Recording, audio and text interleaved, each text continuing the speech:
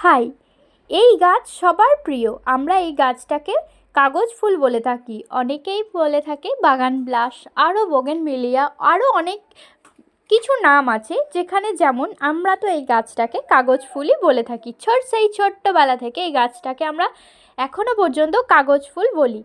এই এই গাছের দুটো কালার আমার কাছে রয়েছে, যেটা তোমাদের সাথে আগে একটা ভিডিওতে শেয়ার করেছিলাম, যে অরেঞ্জ কালার হিসেবে নিয়ে এসেছিলাম, অথচ দেখো সাদা হয়েছে।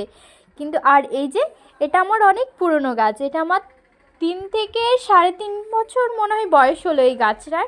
এটা আমি কেটে ছেটে রেখে রেখে এরকম একটা ঝাঁকড়া করে তৈরি করেছি।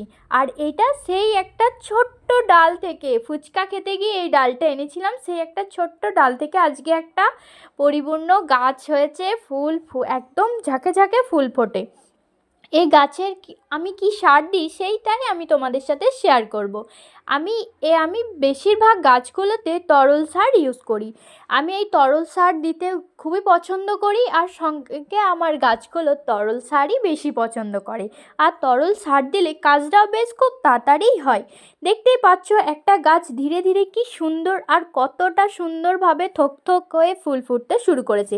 তোমরা সাদা রঙের যে ফুলটা দেখছো, সেই ফুলটা দেখলে সত্যিই তোমরা প্রেমে পড়ে যাবে। দুর্দান্ত দেখতে, নিজের চোখে না দেখলে এই বাগান বিলাসের ফুল মানে মন চোখ কোনোটাই ভরবে না। নিজের চোখে দেখলে ভীষণ ভীষণ একটা মানে কি বলবো, হয়তো বলে আমি বোঝাতেই পারবো না, দুর্ধর্ষ লাগে। যারা তোমরা এই বাগান বিলাসের গাছ পছন্দ করো তারা অবশ্যই জানবে কতটা আনন্দের, কতটা মজার, আর কতটা প্রাণ জুড়োনো একটা শান্তি অনুভব হয়।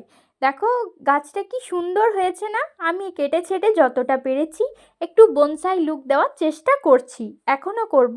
তাহলে তোমাদের সাথে আমি যেটা শেয়ার করব বলছিলাম, যে এই তরল সার দুটো, একটা হচ্ছে খোল পচা সার। কীভাবে খোল পচা সার তৈরি করতে হয় এর ভিডিও আমি আগে দিয়েছি, তোমরা পরে দেখে নিতে পারো আমার প্রোফাইলে গিয়ে। সঙ্গে আর একটা আছে শুকনো গোবরের ভেজা জল। শুকনো যে গোবর জলটা, মানে যে শুকনো গোবরটা থাকে, সেটা তোমরা সারা রাত ধরেও একদিন ভিজিয়ে রাখতে পারো, 2 দিন ভিজিয়েও রাখতে পারো। তারপর শুকনো যেই গোবরটা ভিজিয়ে রাখার পর সেই জলটা তোমরা ব্যবহার করবে। আগে দেখে নাও খোল পচা জলটা কিভাবে ব্যবহার করবে। খোল পচা জলটা মানে দেখে নাও, পরিমাণটাও তোমরা বুঝতে পারবে। আমি বোঝাতে পারবো না, সেজন্য ভিডিওটা একবারে দেখিয়ে দিলাম। দেখো হাফ যেই জলটা, 1 বালতি জলে এই যে মগটা রয়েছে, হাফ মগ খোল পচা জল দিলাম।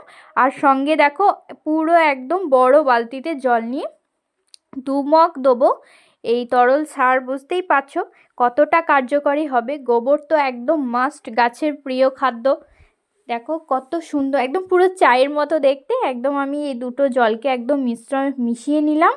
2 থেকে 3 মগ বড় বালতি জলে মিশিয়ে দিলেই হবে।